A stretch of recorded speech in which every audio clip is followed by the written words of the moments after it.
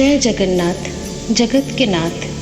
आज हम जानेंगे चारों धामों में एक धाम जगन्नाथ धाम के बारे में। ये कहानी शुरू हुई है महाभारत के अंतिम पर्व में। एक दिन प्रभु श्री कृष्ण जंगल में एक पेड़ के नीचे बैठे महाभारत में घटी घटनाओं के बारे में चिंतन कर रहे थे। उनके पैर सामने की तरफ बिछाया हुआ था। जरा नाम का एक वैद्य यहाँ शिकार करने गया था। दूर से प्रभु श्री कृष्ण के पैर को देख के जरा को लगा कि ये कोई हिरण के कान होंगे। वो देख के जरा ने तीर चलाया। आवाज़ सुन के सामने जाके देखा, वो तीर श्री कृष्ण को लग गया है। इस तीर से श्री कृष्ण की जीवन की समाप्ति होती है। स्कंद पुराण में कहा गया है कि इसके बाद अर्जुन आते हैं श्री कृष्ण की सत्कार करने के लिए। सत्कार में उनकी पूरी शरीर तो जल जाती है, लेकिन उनकी हृदय जो है वो नहीं जलती। तब एक आकाशवाणी में कहा गया है कि ये हृदय एक बड़ा सा लकड़ी के टुकड़ा में स्थापित करके उसको समुद्र में विसर्जित कर दिया जाए। अर्जुन ने वैसा ही किया।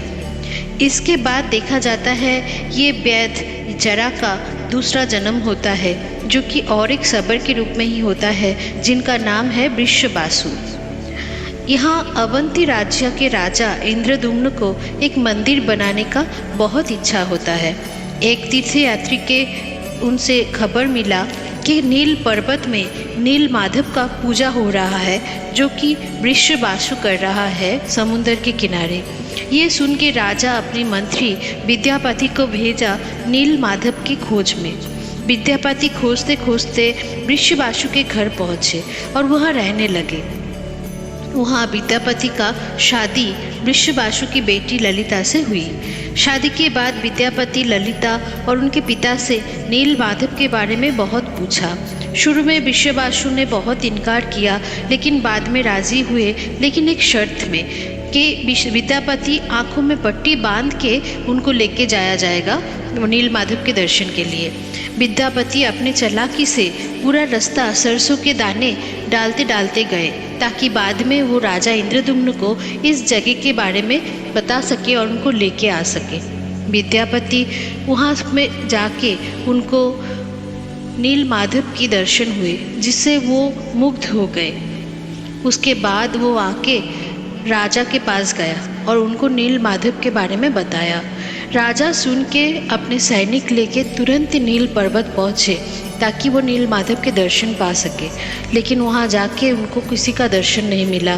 नील पर्वत में नील माधव अंतर्धान हो चुके थे। उदास राजा वहाँ पे बैठ गया और वो भगवान से बोला कि वो जब तक उनकी मौत नहीं होती वो वहाँ पे ही बैठे रहेंगे भगवान के आशा में।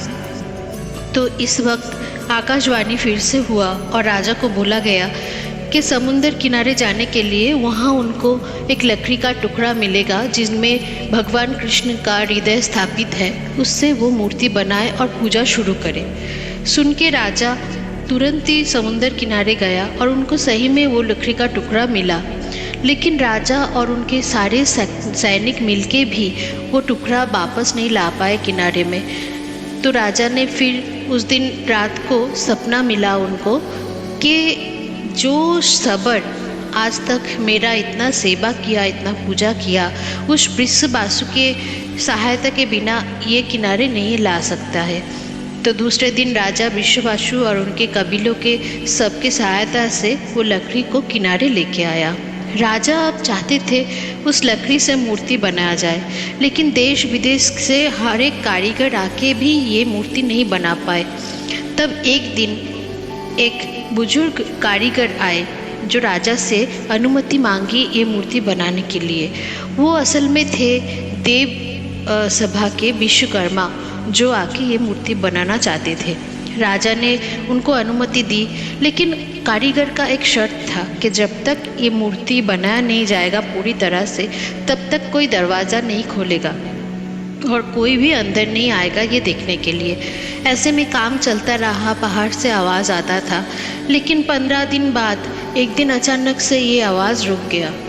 कुछ दिनों से ये आवाज़ नहीं आने से राजा और रानी दोनों परेशान हो गए। तो इसी ऐसे में रानी गोचिंडा ने बहुत जिद की कि कहीं कारीगर को कुछ हो नहीं गया हो।